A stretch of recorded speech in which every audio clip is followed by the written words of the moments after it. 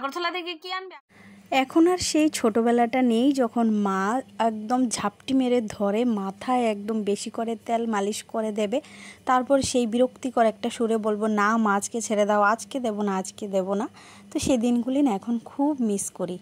আর দেখো আজকে অনেক দিন না বলতে গেলে মাস হয়ে যায় মাথায় আর তেল পড়ে না। তো আজকে ভাবলাম যে মাথাটা কেমন একটু করছিল, মনে হচ্ছিল যেমন এখন তো একটা গরমও পড়ছে, একটা ঠান্ডাও লাগছে, একটু সময় মানে রাতের বেলা একটু ঠান্ডা আর দিনের বেলাটা না প্রচণ্ড গরম লাগছে।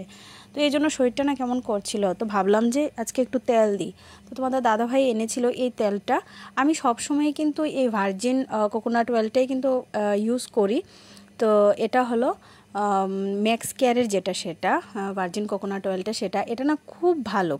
আমি ছোটোবেলা থেকেই অংশকে আমি এই তেলটাই কিন্তু ওর মাথায় আমি ইউজ করি। হিমালয়া প্রোডাক্টটা তো আছেই, মাসাজ অয়েল টয়েল সব কিছু, হেয়ার অয়েলও আছে, কিন্তু আমি কিন্তু ওর হেয়ারের জন্য কিন্তু আমি সবসময় এটাই, ওর জন্মের পর থেকে কিন্তু আমি ভার্জিন কোকোনাট অয়েলটাই কিন্তু আমি প্রেফার করছি ওর জন্য। তো সেই সঙ্গে আমিও কিন্তু ওর জিনিসগুলিই কিন্তু ব্যবহার করি। তো এদিকে দেখো আমি বললাম না অনেক দিন পর আজকে তেল মালিশ করছি মাথায়। আর আমার মতো কার কার সঙ্গে এরকম হয় বলো তো, এই মাস চলে যায়, মাসের পর মাস চলে যায়, মাথায় তেল দেওয়ার কথা আর মনে থাকে না। আর বসে বসে এখন যখন তেলটা দিচ্ছিলাম না, সেই ছোটোবেলার কথাটাই মনে পড়ছিল। তোমাদের সঙ্গেও কি এরকম হতো বন্ধুরা? জানো তো আগে মা না জোর করে ধরে, যখনই বলতাম মা ভালো লাগছে না আর মানে পড়াশোনা করতে বসলে না যখন মাথাটা একটু কেমন জানি হয়ে যেত, তখন মা ঝাপটি মেরে এসে এক কোষ তেল দিয়ে দিত মাথার মধ্যে। এই যে দেখো এখন বাইরে থেকে আমি চুলটা আস্তে চলে এসেছি। এখন এই যে দেখো আজকে নিজেকেই নিজে দেখতে ইচ্ছে করছিল এরকম আর কি। আর চুলটা বেঁধে রেখেছিলাম, বেশ ভালোই লাগছিল, শান্তি লাগছিল যেটা। তো চলো অনেকদিন পর মাথায় তেল দেওয়া হয়েছে। আর এদিকে দেখো এখন বাপ বেটা বিকেলবেলা ঘুমিয়ে আছে। ঘুমের সিস্টেমটা দেখেছো তো, একদম সেম টু সেম। বাবা যেরকমভাবে ঘুমাবে ছেলেও ঠিক সেই রকমভাবেই কিন্তু ঘুমায়। মানে আমি ওকে যতই চেষ্টা করি অংশকে সোজা করে ঘুম পাড়িয়ে দিই না, ও ওর বাবার মতোই উল্টে যায়। কী যে করি। আর এখানে দেখো আমার কি বলবো, একটা কতগুলি জিনিসই তো আছে এর মধ্যে। এটার মধ্যে আমি চুড়িটা রাখি যেন ও যেন না ধরে টরে।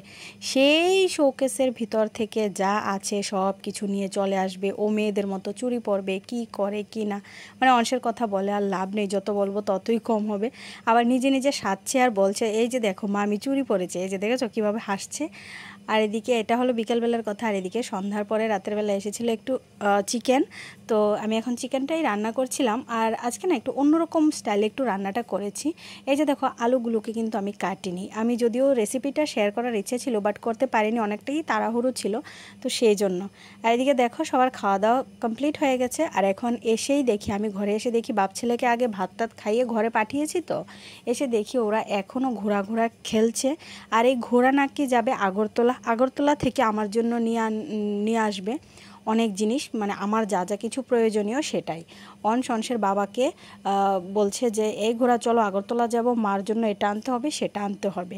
তো এইভাবেই কিন্তু অংশের সারাটা দিন কাটে জানো তো, দুষ্টুমি খুনসুটি শুধুমাত্র খেলাধুলো যা আছে এইসব করেই আমার অংশের সারাটা দিন কাটে। নিজেই আমাকে বলবে ম্যাম আমাকে একটু পড়াশোনা করাবে, তারপর একটু পড়াশোনা করেই তারপর আবার দৌড়ে চলে যায়। আমি একটু দেখে আসি তো ওরা কি করছে, আমি একটু খেলাধুলা করে আসি তো মা। তো এইভাবেই কিন্তু অংশের দিনটা কাটে। তো চলো বন্ধুরা আজকের ভিডিওটা এইটুকুই।